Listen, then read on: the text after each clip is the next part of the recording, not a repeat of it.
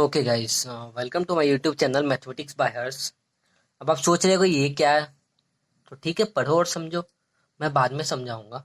ठीक है, तो चलो आज कुछ एग्जांपल देख लेते हैं। मैंने पिछले क्लास में रिलेशन बताया था, तो उसके एक दो एग्जांपल मैं करा देता हूँ। और बाद बाकी जो आपको डाउट होंगे वो आप कमेंट सेक्शन में बता देना, तो मैं उस क्वेश्चन को भी करने का ट्राई करूंगा। ठीक है, तो अभी के लिए एक्सरसाइज 1.1। ठीक है, मैं स्टार्ट करता हूँ। एक्सरसाइज 1.1 के सेकंड नंबर क्वेश्चन को मैं कर रहा हूँ। क्वेश्चन कुछ इस प्रकार है। So that the relation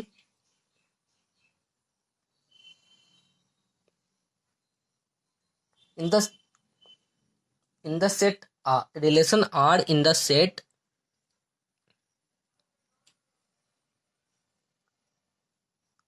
are of real numbers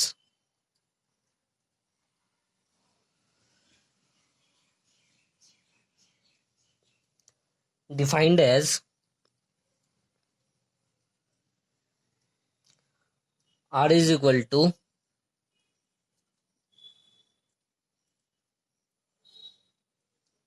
A comma B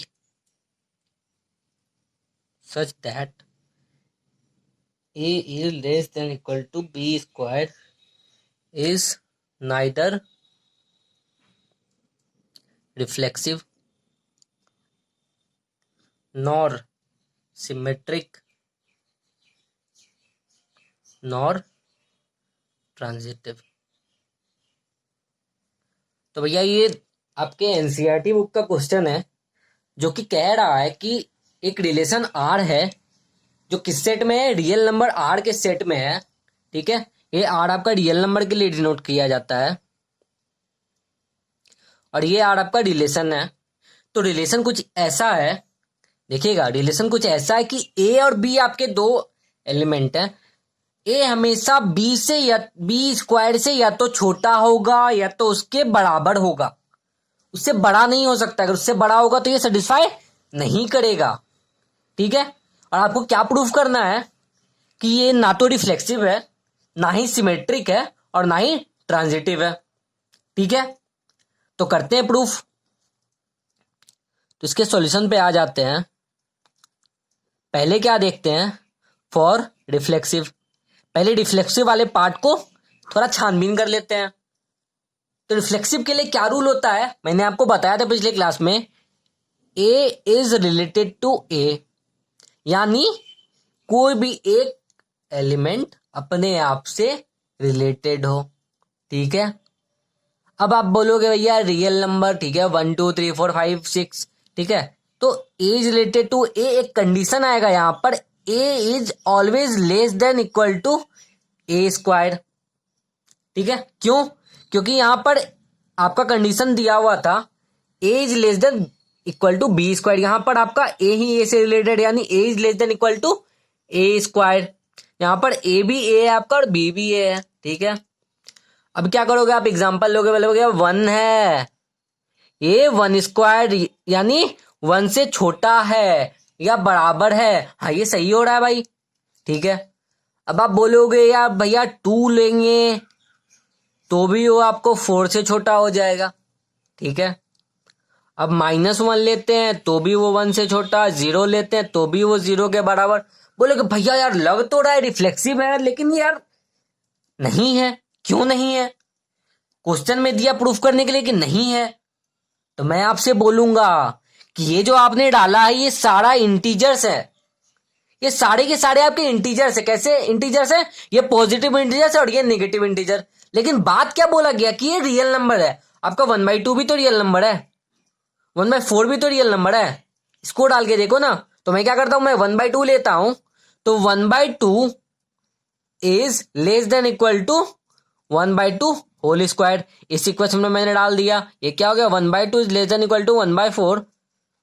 ठीक है, अब मत बोलना भैया 1/2 1/4 से छोटा होता है। ठीक है, जो डिनोमिनेटर में बड़ा होता है वो छोटा होता है। तो 1/2 1/4 से बड़ा है, यानी सेटिस्फाई नहीं कर रहा है। ठीक है, मतलब ये तुम्हारा रिफ्लेक्सिव नहीं है। ठीक है, अपना काम हो गया। अब दूसरे के लिए आते हैं। अब तो आप खेल समझ ही गए, बहुत मुश्किल नहीं है, सिमेट्रिक तो आसान ही होगा। फॉर सिमेट्रिक, ठीक है, A is related to B, if A is related to B then B must be related to A. यानी आपके दिए हुए इक्वेशन के हिसाब से क्या होगा, A is less than equal to B square then B must be less than equal to A square. समझ रहे हो बात को? जब आपका पेयर ए कॉमा बी था तो A is less than B square था, जब आपका बी कॉमा ए हो जाएगा तो B is less than A square हो जाएगा। ठीक है, क्या ये पॉसिबल है कि ए आपका बी स्क्वायर से छोटा हो और बी आपका ए स्क्वायर से छोटा हो? ऐसा एग्जांपल लेते हैं, देखते हैं क्या होता है। मान लेते हैं भैया ए आपका 1 है, बी आपका 2 है, मान लेते हैं यार। ठीक है, ठीक है, तो यहां पर डालते हैं 1 is less than equal to B square यानी 4। हाँ भैया ये सही हो गया। अब इधर आते हैं, अब देखते हैं क्या होता है। बी आपका कितना भैया 2 is less than equal to 1 square यानी 1। क्या ये सही है? नहीं, ये गलत है, यानी ये सिमेट्रिक नहीं है।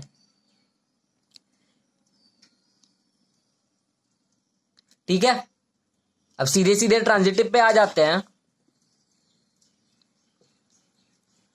ठीक है, फॉर ट्रांजिटिव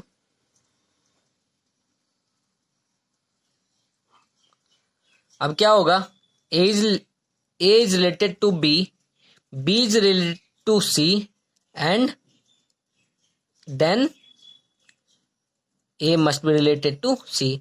अब मान रहे हैं कि ए आपका बी स्क्वायर से छोटा है, बी आपका सी स्क्वायर से छोटा है, तो आपका ए भी सी स्क्वायर से छोटा या बराबर होना चाहिए। ठीक है, तो क्या ये सेटिस्फाई करता है? देखते हैं सारे केस के लिए। और एक बात जान लीजिए, ये सेटिस्फाई करना चाहिए हर एक केस के लिए, क्योंकि ये हर एक रियल नंबर के लिए, क्योंकि इसका सेट बड़ा है, सारा रियल नंबर है तो उसको सारे नंबर के लिए वैलिड होना चाहिए। अब चलो पहले एक एग्जांपल लेते हैं। A is equal to 1, B is equal to 2, C is equal to 3। पहला दो कंडीशन मेरा ट्रू होना चाहिए। ऐसा एग्जांपल लेना है जिसमें ये ट्रू हो और उसके बाद प्रूफ करना है कि ये भी आपका ट्रू हो गया। ठीक है, ये इफ और ये देन। ठीक है, ए इज इक्वल टू 1 इस केस में डालते हैं 1 इज लेस देन 2 स्क्वायर यानी 4, सीधा लिख देता हूं भाई। उसके बाद क्या हो गया इस केस के लिए, 2 is less than equal to 9, ये भी सही है। तो तीसरे केस के लिए क्या होना चाहिए, 1 is less than equal to 9। क्या ये सही है? हाँ ये इसके लिए सही है। तो यार आप सीधे सीधे बोल नहीं दोगे नहीं ये हो गया ट्रांजिटिव, ऐसा नहीं है। आपको ऐसे केस के लिए ट्राई करना है जहां पर पॉसिबिलिटी होगा नहीं ये नहीं हो पाए, तो मुझे ऐसा केस ढूंढना होगा। हाँ भैया, तो एग्जाम्पल लेते हैं। कैसा एग्जाम्पल लेंगे कि रियल नंबर ले लेते हैं। मान लेते हैं हमारा ए आपका 3 हो जाएगा, बी आपका -4 हो जाएगा, सी आपका 1 मान लेते हैं भाई। ठीक है, अब इस केस में देखते हैं होता है कि नहीं होता है। ये गारंटी नहीं मैंने ले लिया तो हो ही जाएगा, और आप कुछ भी ले सकते हो इसके जगह। ये जरूरी नहीं मैंने ये वैल्यू लिया तो आपको भी ये लेना, आप कुछ भी ले सकते हो। चलो अब सारे केस में डाल के देखते हैं। 3 is less than equal to -4 का होल स्क्वायर यानी 16, सही है भाई। इफ वाला केस है ये में हमारा। अब b is less than equal to C square यानी -4 is less than equal to 1 का होल स्क्वायर यानी 1। ये भी सही है आपका, ये दोनों ट्रू हो गया। तो ऐसा हो तो अगर a is less than equal to C square हो जाए तो ये हमारा प्रूफ हो जाएगा कि ये ट्रांजिटिव है। तो अब क्या होगा देखते हैं। a आपका 3 है, 3 is less than equal to 1 square यानी 1, तो ये आपका फॉल्स हो गया। यानी जरूरी नहीं है भाई कि एक के लिए अगर ट्रू हो जाए तो हो गया आपका काम। आपको हर एक केस देखना पड़े, खास करके वो केस जिसके लिए फॉल्स हो जाए। आपको वो केस दिखाना पड़ेगा, ठीक है। तो ये पूरा केस खेल हो गया आपका। आज के लिए बस इतना ही, ठीक है। आप कमेंट सेक्शन में बताओ कौन सा एग्जाम्पल करना है, मैं वो एग्जाम्पल करके आपको बता दूंगा, ठीक है। बाद बाकी गूगल फॉर्म का लिंक दिया हुआ रहेगा डिस्क्रिप्शन में, ठीक है। उसको भर देना सभी लोग जो जो नहीं भरे हो अभी तक। और बाद बाकी यार चैनल को सब्सक्राइब कर लो, ठीक है। और अपने जितने भी फ्रेंड हैं या रिलेटिव हैं जिन जो 12th में हैं, जो नेक्स्ट ईयर 12th का एग्जाम देने वाले हैं, उनसे वीडियो शेयर करो, उनसे लिंक शेयर करो, उनको बोलो सब्सक्राइब करने के लिए। अगर तुम्हें मेरा वीडियो अच्छा लग रहा है तो फिर लाइक भी कर लो, ठीक है भाई। चलो बाय बाय।